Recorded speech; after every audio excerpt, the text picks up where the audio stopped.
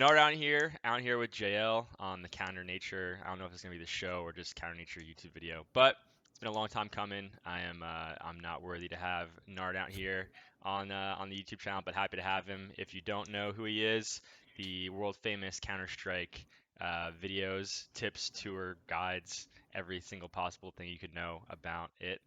So what's going on, Nart? Hey, JL, thank you so much for having me on the show. Appreciate it. Thank you for gassing me up there. Yeah, yeah. Is this the first Nart out here interview or even video? What's Yeah, going? Ooh, I'm yeah, this is absolutely. the first interview. I did get asked to join Thorn on a podcast, Whoa, but I had to decline it because I have like public speaking like problems, and that's a big one. I stutter a lot, so I just want to like work my way up if eventually I get another chance to. I'm pretty positive you're going to. I'm sure he's just waiting for you probably even to reach back out. But dang, that's awesome. So let's start off easy here. What'd you have for breakfast today? I made my egg McMuffin, like a McDonald's egg McMuffin, but I Oh, made like a healthier version. you make a homemade one. Yes, sir. Nice. So Yeah. do you have like your own like egg muffin? Like what's it called? I forget like what they make it with the The bread. little I don't know, I don't know what kind of but bread it is. I forget. It's like an English muffin. I just use yeah, I just use the English McMuffin or muffin. Yeah. Yeah, that's nice. My breakfast was the nice eggs with some shredded hash browns and some turkey bacon. Nice, Turkey nice. bacon, if you don't know and you like bacon, you have to try turkey bacon because it's Yeah, I eat lit. turkey bacon too because it's much healthier than regular bacon. And it's good. And you can put like the seasoning on it and Hmm. you make it, yeah. So anyway, hopefully everyone got a great introduction to what we eat for breakfast. And those are good things to hear that people eat for breakfast because people out here eating some crazy stuff. All right. So getting back into like Counter-Strike, I don't think a lot of people know that Counter Nature had you on the team for a while. There's a lot to I guess give thanks to you with Counter Nature there in the early days. Set up a lot of like big standards with like the power rankings, and we just went ham back then, putting together articles and grinding stuff out in the beginning of COVID. So that was those are some memes. Yeah, I appreciate you giving me the chance to. What's funny was I coached 2 seasons of Advance, and then I kind of got burnt out of coaching. So I wanted to look into other like avenues of doing content besides doing YouTube videos. And I originally hit up Dust 2, but they denied me because I didn't have any experience.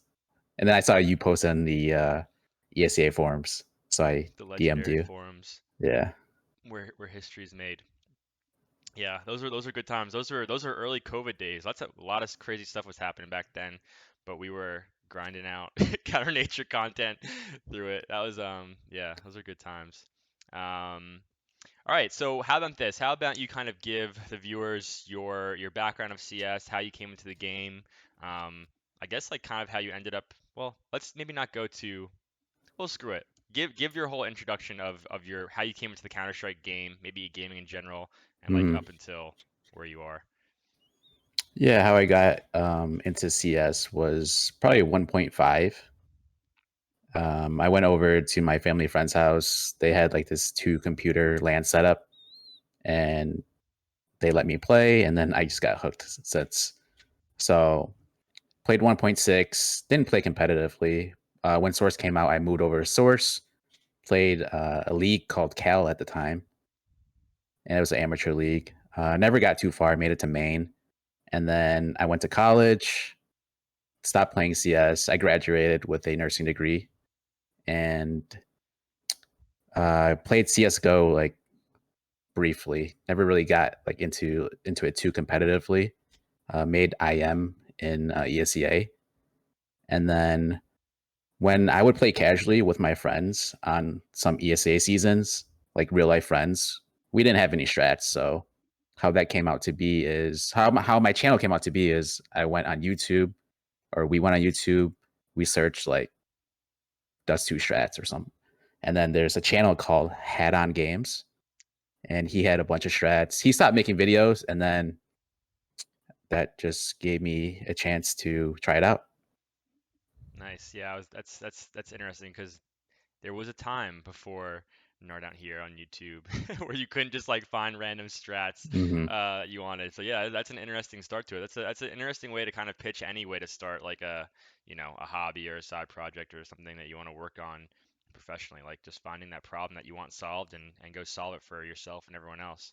Um, that's also cool. It's funny when you first started saying like how you got into CS. I feel like that's like everyone's story. They went over to Oh like yeah, this mysterious person's for sure. home who just Uh-huh. had like the Counter-Strike loaded up, and everyone's like around the computer like, Hmm. wow, it's my turn. 'Cause that's the same exact Yeah. way for me.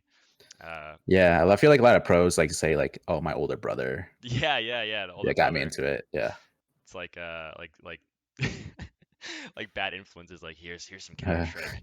Yeah, I was raised in the streets of CS Assault in 1.6. oh my gosh. Skywalking is it called? Skywalking, is that what it was called in 1.6? Where you could boost up Oh and you yeah. could walk on the sky. Yeah, yeah.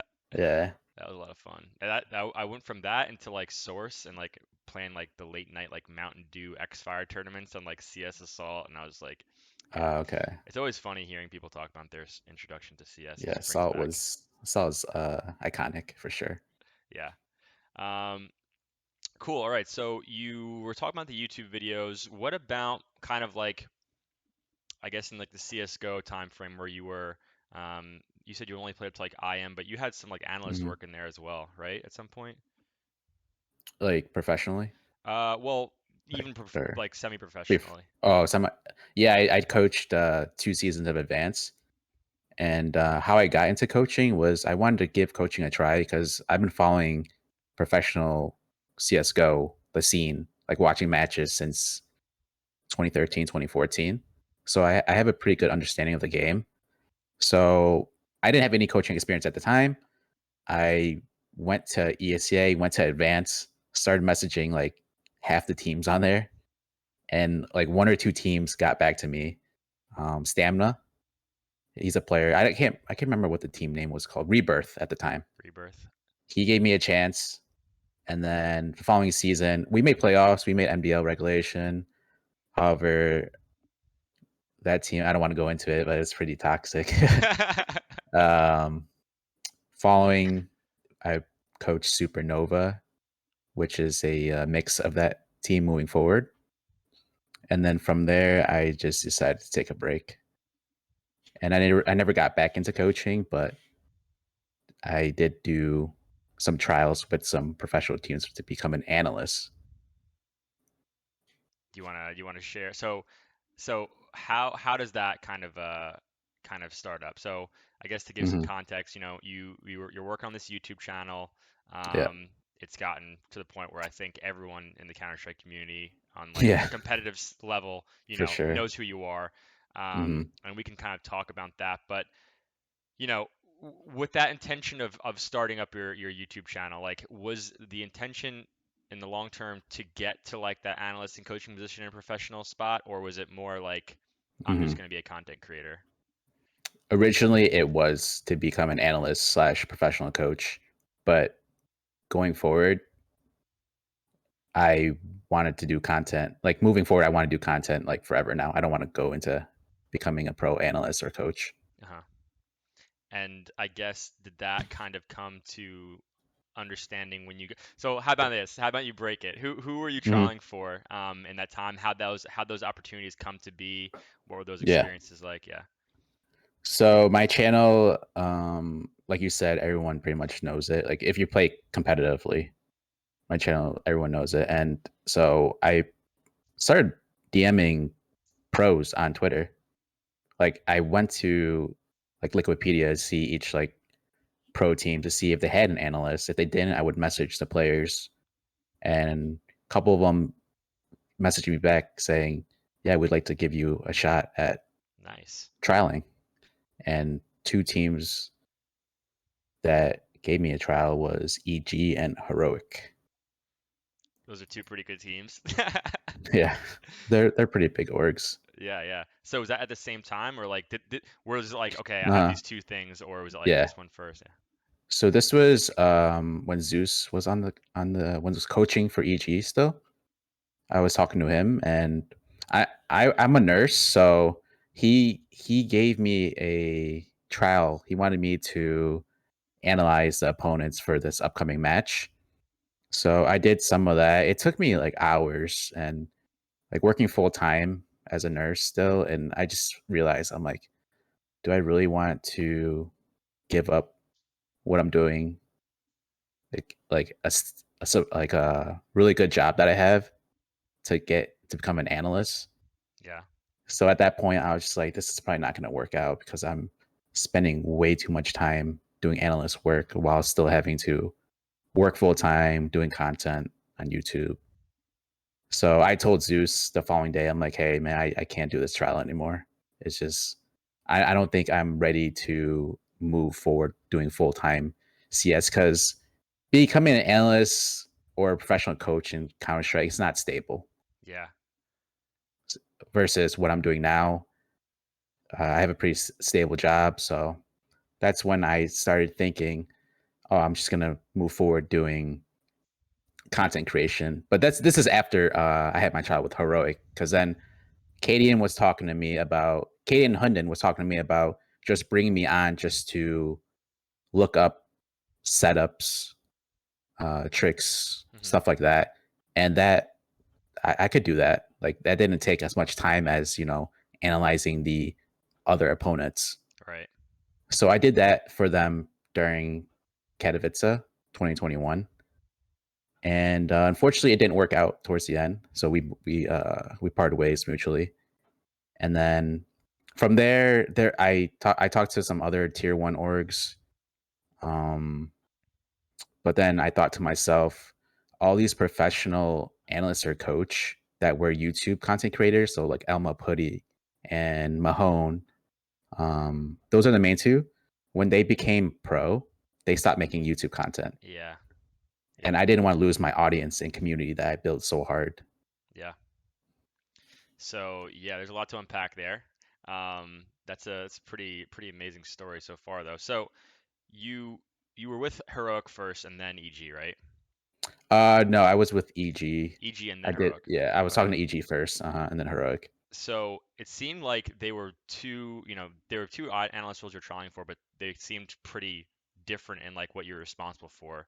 Hmm. Can you kind of like go like I think you already kind of mentioned it where EG seemed like it was like yo go figure out everything, Yeah, yeah, and then Heroic was more like just kind of give us some fun tips, yeah, miscellaneous. So was there like one that you preferred over the other? Is can you kind of like give like that balance of like when you're an analyst, kind of like because those are two completely different situations. Is yeah. that like a common thing or Mhm. is that just how it goes? So when you're an analyst, I don't know what the main priorities are because I never got like through it. But Zeus was telling me, he's like, I know what you can bring to like the table with like strats and all that from your watching your YouTube channel. He's Right, like, he's like, I want to know what you can do with the analyst side, like um countering, anti-stratting the other teams, right. basically. Versus Cadian, they were debating on bringing possibly two people onto the team as analysts, like one just dedicated to the numbers, Hmm. and then somebody like me who just looked up like strats, setups, and all that. So it's I guess really kind of just each team kind of goes about it in a different way, and you kind of Yeah. just plug into it however they want to. Yeah, because I think that's a question I wanted to ask before, kind of like going back, where it's like people that are getting into analyst work, it's like it seems so varied. Is there kind of like a Mhm. baseline level to you that like you have an idea of that is like your perfect form, or is it kind of just understood that's all over the place for everyone? Becoming an analyst is super, super hard work. Yeah, You're grinding so many demos. Like you have to go back through each round and look to see, oh, this player threw this smoke. We gotta watch out for this. Take notes on that. yeah, If they throw this flash, they might be doing this. Just like little titty bits, things like that can change the game. So you watch so much demos. yeah. It's nuts. And do you like in the two situations where you were with like Hmm. Heroic and EG, for example, like are you more linked to like the coach or like is there anything like you're kind of having like one-off conversations with the players and stuff or like how's that balance go? Yeah, EG, I wasn't really. It wasn't a long stint. I was just mainly talking to Zeus, and then on Heroic it was Cadian and Hunden, the IGL, and then the coach. And they kind of just were like the filter for all the Yeah, yeah. information. They're like since I worked with Heroic for a longer time, they would DM me saying, "We need you to look at this. We need you to look at this," and then I would make like quick videos and send it to them. Yeah. Did you notice like big differences between like those two, like, between the orgs and simply just like the CS teams, like how they're run? Like, were there any big things that stood out as far as like, this one was like way better at this, or just way different than the other one? Honestly, I never really got to understand their organization. Yeah. But as far as like the teams go, like, were you like Mhm. impressed with like the way Heroic was kind of like, you know, plugging you into it and like organizing their team and stuff like that? I don't really know because Katie and Hunden would just tell me to do something. Like we need you to look up how Cadian can different looks on opping towards T side Inferno, Yeah. stuff like that. It's Hmm. just yeah. So is your brain kind of like, how's your memory? Are you able to kind of like reflect on pretty much like your library of videos and analysis, or like do you find yourself like going through and searching things and it's like, I know I did something here, but like, so Mhm. how's that like a connection for you? Yeah, I'm always looking for like the latest meta. So I'm going through demos that maybe teams are playing like today. So I'm always going through like the most recent demos and matches.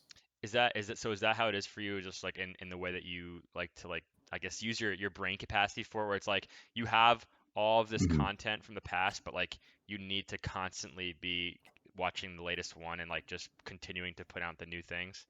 Yeah, exactly. It's super hard work what I Yeah, do watching all the tier 1 and most of the tier 2 matches, watching the big tournaments. I have to stay up with them. I have to stay up with the latest meta because that's what people like my channel too. right. They're like, okay, Nart saves us a lot of time by watching all these demos. Yeah, yes, you do. Yeah, Yeah. I get that a lot. People DM me saying, "Dude, you save us so much time. Thank you." Yeah. It'd be interesting to do some sort of like algorithm there to see like Mhm. how many analysts watch your YouTube channel and how many hours saved and blah blah Yeah. blah. Any mathematicians out there that watch this, there you go. So yeah, how about that? I mean, like, you started this. I have some stats on you right now. Well, as of yesterday, 16.5 thousand subscribers as of September 25th, which is actually pretty impressive. When I first started putting these notes together, um, you were at 15,000. So in 1 month, you had an 8% increase. So shout out to your stats there if you didn't know Awesome. that. Awesome. Yeah. Um, about 1.6 million views. So, oh wow, this is since 2019. So it's, I mean, a couple of years, but Mhm. it's not like a super old channel.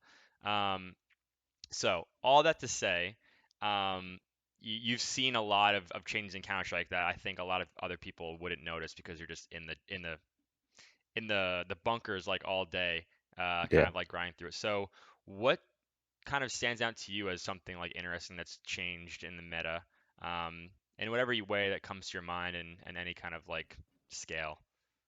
I'll be honest, Gambit are changing the meta. Really? Yeah, they do like a lot of they work off rotations on their T side. Like they'll go off like if they could force rotates, they'll go depending on where the rotation is, they'll go to the opposite site. Or they'll like execute like a site and then they just wait, they freeze in all the positions to see if they can catch out rotations. That's one of like Gambit's strongest features. I really like how they play. Um, yeah, they've been nuts, and they're not Gambit youngsters anymore, right? They're like the official Gambit Yeah, team now. it's so crazy how they blew up. Yeah.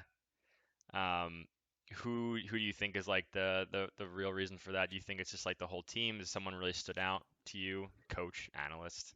What do you think has Yeah, been their like evolution? when I watch Gambit demos or when I watch their matches, it's got to be everyone on that team. It's just insane. Shiro, good with the op. Axel, one of the best riflers. Hobbit, he's a really good lurk, good rifler. And then Nafni, IGL, he opens up space for them a lot. And then Inter's overall good support. And then I heard in interviews like they always give appreciation to their coach and analysts. Nice. Yeah, I feel like it's a necessity. Even at like the lower levels, um, even like advanced, which Town Nature is involved in a lot. It's like Mhm. not having a coach there to keep people, balanced and on the same page just leaves up so much space for volatility. So I can imagine at that level when you don't have a reliable coach and analyst, it's all the more harder with like how small the what's it called? You know, what's the word I'm looking for? I don't know, like just the opportunity to for change. Um, cool. So one of the questions I think that you might have answered were who are you most impressed with? Is that well, I'll let you answer it. As far as a team, Oh yeah, Gambit for sure. Gambit, yeah, Even though Navi are playing like they're the best team right now, I'm still very impressed with Gambit yeah, during their online. Even though it was online, but it was still very impressive what they did. yeah. Um, an interesting question I've got here is I think COVID. Well, obviously COVID affected everyone. Um, Did you know or did you notice anything as far as like the gameplay when COVID started and like people are just kind of grinding online and then we're going Hmm. back into lands? Did you notice like any kind of like patterns or things that stood out like during this timeline of online to online and kind of in person again and to where we are now? Honestly, no. Same But old trash, right? when I watch matches, it's just so funny seeing like pro teams run like 3 to 4 strats that I cover. I'm just like, Wow. that's my video. Nice. I covered that. Yeah, that's awesome. Yeah. I'm just like, oh my gosh. Yeah. Um, all right, let's see. I got some questions from some people at Counter Nature. This one's from RDB. What keeps you motivated to put out CS content consistently on YouTube? Yeah, for sure. The community. I think everyone like I feel like everyone's relying on me to put out content to, you know, watch these demos, do the work. Yep. People are relying on me to do that. So that's what keeps me motivated to do so. Yeah, that's a good point. People are definitely relying on you. I can only imagine, especially, Uh, and this kind of will help change the subject a little bit too, is like when Ancient came out, people were like, when is Nart gonna have his videos start coming out for this, like as soon as yeah. possible? So a little thing about Ancient is when Vertigo first came out, not a lot of teams were playing it, like pro teams. There's like, screw And this. I'm not playing yeah, that. when Ancient came out, like a lot more pro teams were experimenting, trialing it out. And I think I helped out with that because I put Yeah. out content. Yeah. For sure. So what do you think about it, Ancient, when it came out? Talk us through like your kind of emotions with it. It comes out. What are your first thoughts? Kind of like how it's evolved. What do you think of it now? At first, I was like, I don't know why does Valve always do this? Like pulling out a map and then putting a random map in without testing it. Yeah, And then after watching some matches, I'm like, okay, it's not too bad. But recently, though, it's just it's getting way too CT sided. really. Yeah, it's mainly due not mainly, but what's one thing that they could do is open up, like give more cover on the bomb sites to plant. Hmm. I know I've seen recently on Twitter a lot of players talking about that, but I actually don't know what kind of changes they're gonna make. Yeah. I'm always surprised by Valve coming out of nowhere with these changes. Yeah. Um, all right. So I think you might have answered this before, but do you ever see a time where like you could be like on a stage like with a team, or do you want to stick to YouTube? Kind of like as a long-term thing. Stage like maybe like an amateur, like maybe like a Fragadelphia. Maybe I can just like show up and coach like that. But That would be cool. That would be yeah, awesome. You could have like the Nart out here card where like a team yeah, randomly gets like you as like their analyst or like coach. uh-huh. But yeah, I'm gonna stick to YouTube for now. Maybe Yeah. that changes in the future, but we'll see. Yeah. I definitely understand what you said about like the community and yeah, as far as like people relying on you, but especially Mhm. now as far as the CS scene goes, it's like people, that are like you're definitely one of like the torch bearers as far as progress and keeping things together. So that's a big responsibility. But yeah, you're clearly up for the challenge of it. All right, so let's go into something a little fun. Who is your perfect team? Built to dominate now and into the future, six-man roster. Um, You can have a six-man roster. So if you want to have six players, you can. Coach, analyst, and an organization to go with it. So either a five-man roster, a six-man Hmm. roster, coach and or analyst, and the org that they're part of. Who would it be?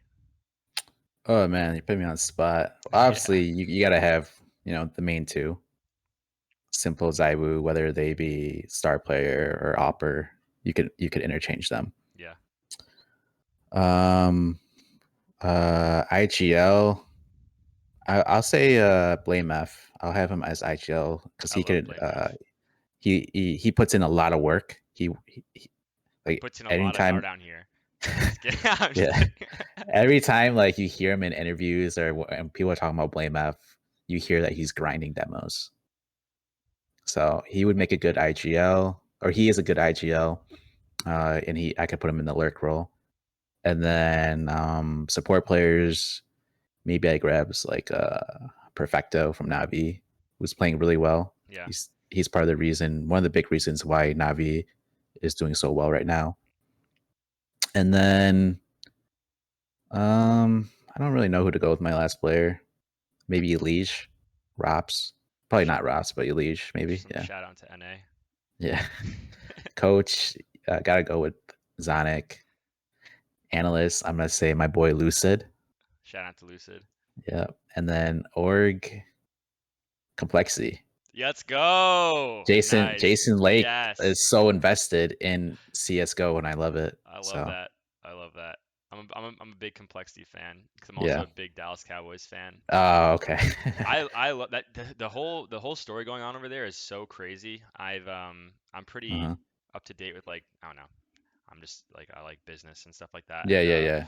so the Gamesquare conglomerate, have you heard of them by chance? No, what's that? It's pretty much like a it's like this marketing, it's like this esports marketing conglomerate pretty much. They own, Mm, I think they're now like the majority owner of Complexity, but they're also owned or like partially owned, majority owned by like the Dallas Cowboys, like Jerry Jones, like conglomerate. okay. And pretty much like their entire pitch is like we can take all of our outlets. So like they have like Complexity Gaming, they've got Yeah. I'm blanking right now, but they've got Twitch some other streamers. streamers. Tim They the have like Tatman. Yeah. yeah, well, yeah, That's Tim the huge. Yeah. Tatman, and they have like all these different outlets where they are like Mm, leveraging, um, you know, just marketing volume for like the Dallas Cowboys, mm, for example. So like anyone that wants like to do sponsorships with the Dallas Cowboys or even directly with GameSquare, like they can just say we also have like this extreme leverage in the esports community because like literally we own all of it. There's no closed doors. Like we have direct access to all this marketing capability. So the Complexity team, GameSquare, and like Dallas Cowboys is, I think, one of the most interesting projects going on in esports right now. It's like not really talked about. Like I think it'll be bigger than FaZe soon. oh wow. I really think it's like crazy because it's bridging that gap. It's like it's a direct line between like digital and reality, right? Hmm. You've got video games, you've got the Dallas Cowboys, which is a huge, Oh it's like a yeah, America's monster. team, right? Yeah. So really interesting. So I was actually gonna do like a video on them. But anyway, extremely random tangent. Sorry about that. Shout out to Oh, you're Jason good. Lake, Yep. Complexity. I love that. So yeah, it's a crazy team. Um, do. Where are we at right now? What do we got? When's the last time you've been playing CS? Have you've been doing those what's it called? Like the content creator things. Have you gotten into any of them yourself? What do you mean by The that? like the 10 mans and stuff, like playing Counter Strike? Oh man, JL, the last time I played CS was probably like 2 to 3 months ago. Oh, It's I thought gotten you were gonna say so 2 to 3 years ago. I was oh like, no. It's gotten so bad because I started a second YouTube channel. oh, I'm heavily invested in my TikTok. It's just nice. I'm so busy making content for these other channels and So socials. what's the other YouTube channel? Funny enough, it's called Nades Out Here. That's awesome. Yeah. So basically, I upload a bunch of pro nades on there. Nice. Mhm. That's a good TikTok too. Have you done that on TikTok or Yeah, yeah. Basically, my TikTok and my second YouTube channel are pretty much the same content. yeah. It's so much work, dude. I can only imagine like do you have any like good ways that you go about it or is it just a complete grind of just taking videos and uploading it in another spot and Yeah, it's just I'm out here grinding. It's such a Yeah. grind. It's like I feel like with me even, and I Mhm. obviously don't have like as big of a thing as you do have going on, but like just simply balancing like Twitter, Instagram. This is when I want to because I'm not doing it often, but when I am doing it, Mhm. I'm just like, wow, Twitter, Instagram, YouTube, if that's going on. It's just like so much. And then you have like your personal ones, which I'm extremely addicted to. So it's just like I feel like my brain's melting, like just doing all Uh-huh. these things. So shout out to you. You are definitely on your grind for those of you listening that did not know that. All right, what do we got? Let's go into some more, and I don't want to take up too much time because it's 30 minutes already. We're going ham here, but you know, I'm gonna give you a double-sided question. They're both loaded. You can start at Mhm. it how you want. Okay. What do you think is the future of esports? What do you think is the future of Counter-Strike? I mean, esports, we've seen the rise of it. It's gotten so huge. Like you see like when there was events like CS:GO LAN events being sold out, Hmm. league events, like it's I don't know what the future is, but hopefully one day it gets as big as, regular sports.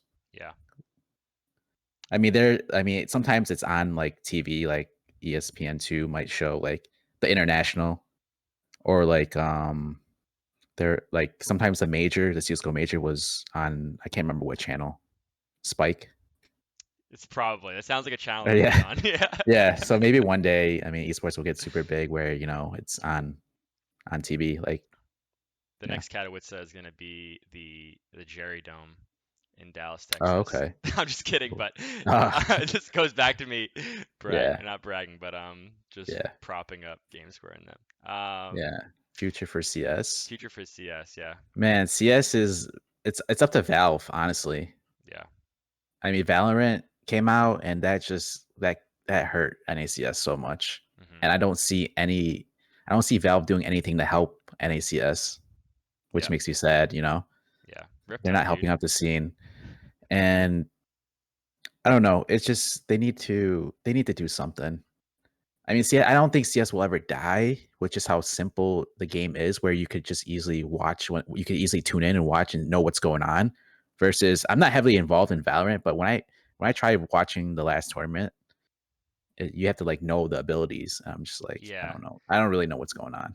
it's the same with all those games too. Like the Yeah, yeah, Overwatch thing was on, and uh-huh, I was watching like the grand finals, and I was like, "What the heck is yeah. going There's on too right much now?" going on. Yeah, Uh-huh. the guy's like backing up and his gun's floating in the air, and I'm just like, What is this?" Like I have no interest. Yeah. But you're right, and I've been thinking about it a lot too lately. And for me, something that like makes me feel good about it is that Counter Strike's been around for 20 years, which is like when you Hmm. think about it in terms of like esports and video games, like that is a long time. Yeah, that's Like crazy how long they've been around. so, I think like with anything, there's ups and downs of things. Obviously, you could say this is a down, but I mean, Valorant's been around for like what, a little over a year, maybe a year and Hmm. a half, and like so they've got success and they're good, and I think League of Legends has proved that. And I think, yeah, I mean, Yeah. there's room for obviously multiple games, especially as the industry gets bigger. But yeah, it's interesting what Valve will do. I mean, they have to look at it and say this is something valuable, right? Like they can't just be Yeah, like, they're like Riot, they know what they're doing because, with League and like I mean, it's a new game, but they're updating it a lot. They're taking the community's feedback. And when we look at the viewership too, when I was looking at the last tournament, they had a crazy amount of views for Valorant. just being a new game. Yeah. I was Yeah, like, whoa. Yeah. yeah, it's interesting, and it's I think well, people are still following the game, Mhm. into like later years, but I don't know. Well, I think I saw a stat, and I wish I had it in front of me right now, but where Counter Strike was still like having a ton of like players come into it. Maybe not necessarily playing like competitively in like Mhm. ESEA and stuff, but there's still like people coming into the game just playing, which is Oh, a good okay. thing.